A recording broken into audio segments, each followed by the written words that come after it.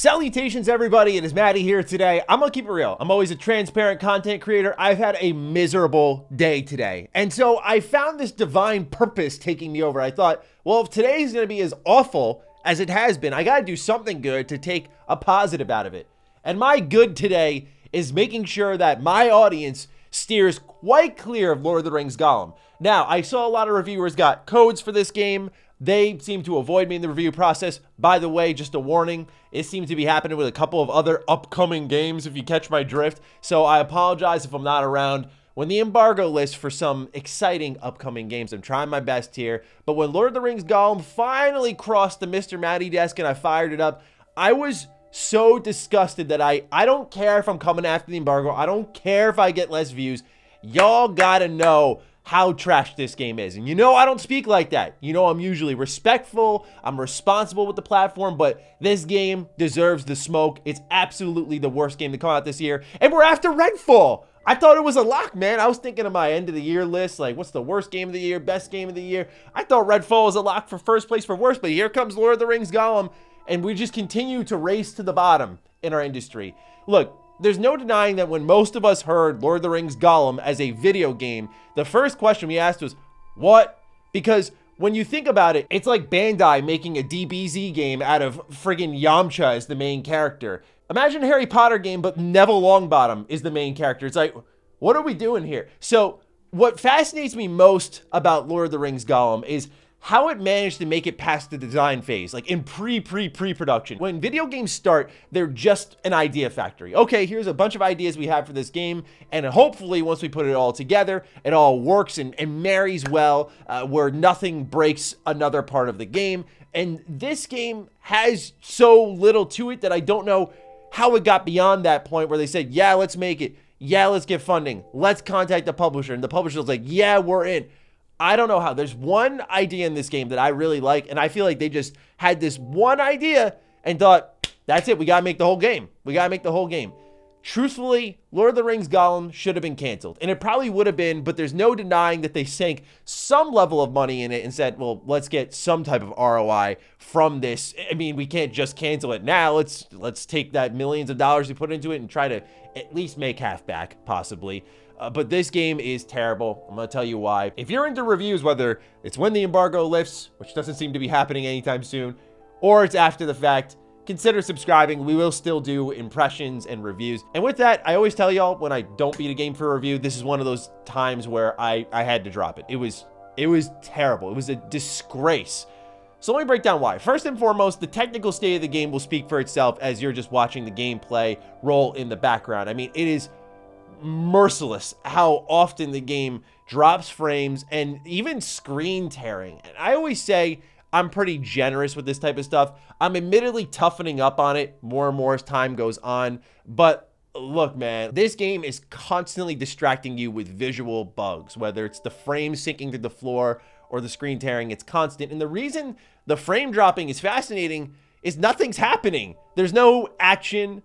There's no massive amount of particle effects on screen at once. The areas are relatively tight-knit. The game doesn't demand much of your rig, it seems, but clearly the optimization is terrible because it runs horribly. So while you're trying to go through what little of an experience is here, it barely even runs, which is disappointing. Now, I had to get that off my chest, but really the funniest part of this all, this is what I love about bad video games, because it's hilarious to see what these companies try to get away with. This is a $60 video game over on consoles.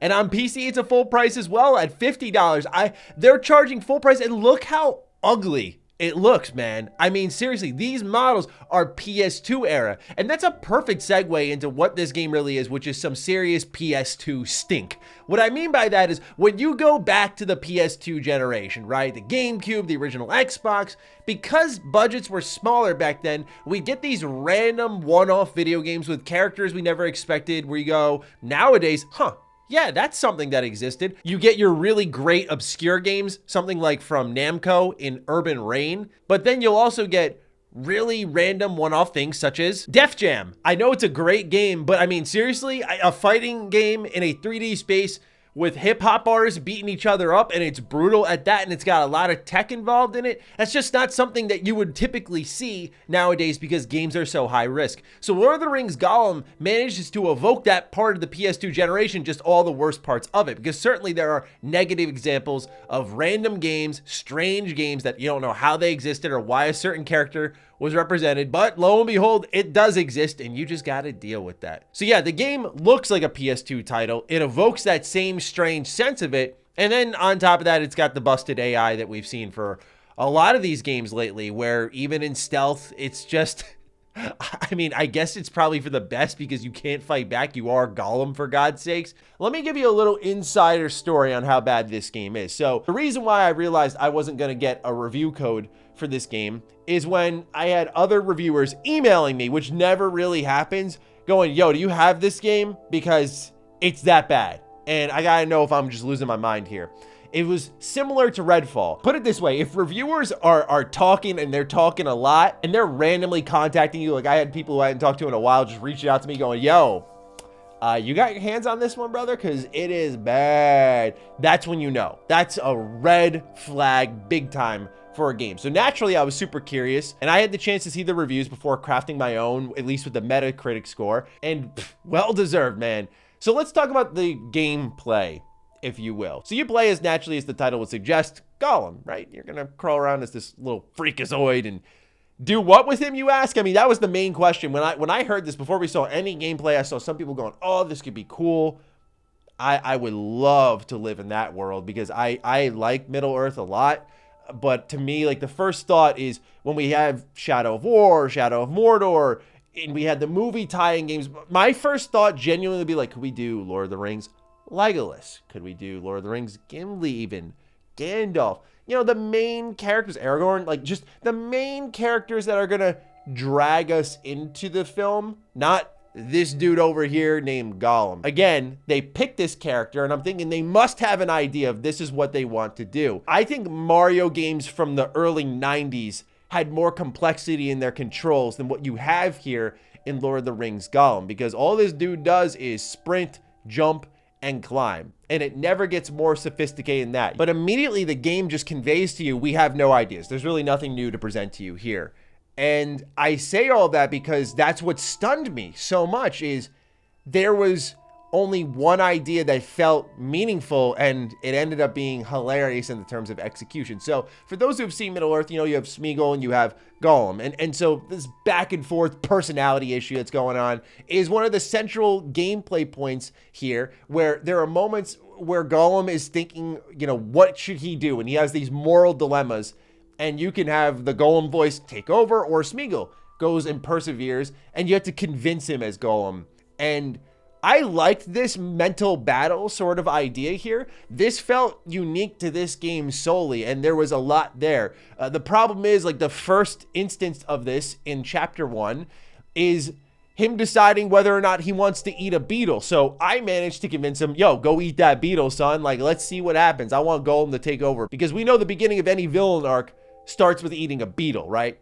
So my man's looking to snack on this beetle, fails tremendously, and then like a dragon appears out of nowhere, and we're off to the next chapter. So there was no real consequence to the choice. Again, probably because of budgetary constraints. They were midway through and probably went, ah, shit, man, we can't make those alternate outcomes that we were promising. So it eventually falls apart, and it stinks because this does look like the idea that could maybe bring this game from a technical disaster with nothing interesting going on to a technical disaster with at least something redeeming within it. And look, man, I know I'm not the only one thinking this. What is this font? Why do we have Arial font here in a Lord of the Rings game? The least you could do is have more stylized script like we've seen in previous Lord of the Rings properties that have been made and produced for us. But why is it just the Arial font here that barely even fits into the speech bubbles? And before you go, Matty, you're nitpicking now. You look at this picture from the alpha,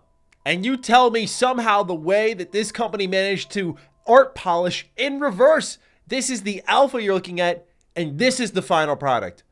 What in the world happened to this game? But the problem is, what little is there doesn't even feel good to play. So if you try to wall run, failed that multiple times. You try to jump and mantle things, failed that multiple times. It's just not polished. And this is all the more fascinating when you read their delay letter where they talked about shipping something they were proud of.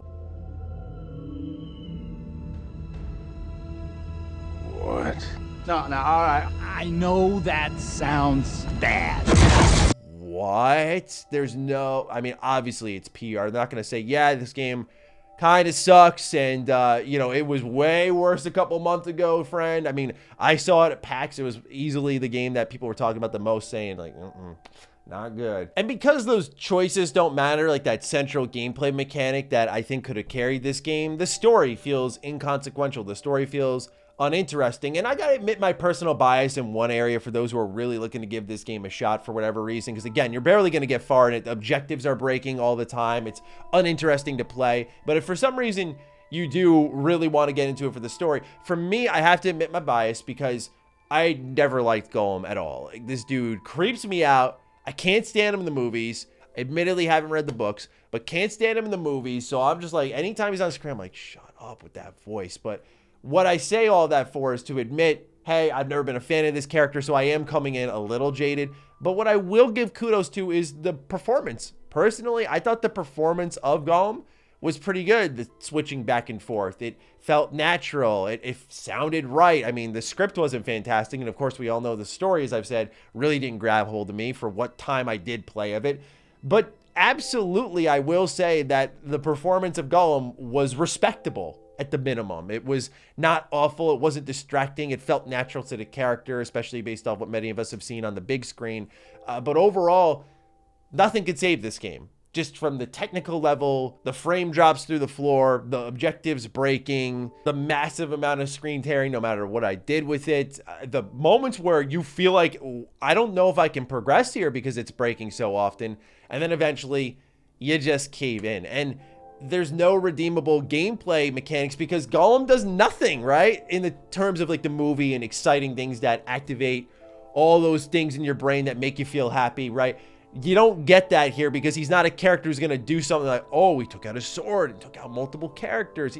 You're not going to get any of that here just by the character itself. And it's not like in a Alien Isolation type of game where the vulnerability, the lack of mechanics makes up for everything else because it's built off of atmosphere and everything. There's just nothing here. What this game truly has is PS2 stink, is how I would define it. It's really strange to see something like Lord of the Rings Gollum because typically the idea would be, let's go for something a bit safer. Like, let's do, again, I'm biased here again, Lord of the Rings Legolas. Like, let's go do that, right? Let's make a game about Legolas in full. And I get why they may have wanted to stand apart. You look at every Lord of the Rings game that's been made, like even back to War of the North, where you had 3 playable characters, and you guessed it, it matched the main 3 in the movie. So I get what they may have been going for here, but I think just early in design, before anything was made, it had to have been clear this is not going anywhere. But something had to have locked them in. I don't know if it was a contract or whatever, but this game felt like it was forced to be made because it just never made sense to me in its existence from announcement to playing it. So I just wanted to make sure I did my good deed of the day, if you will,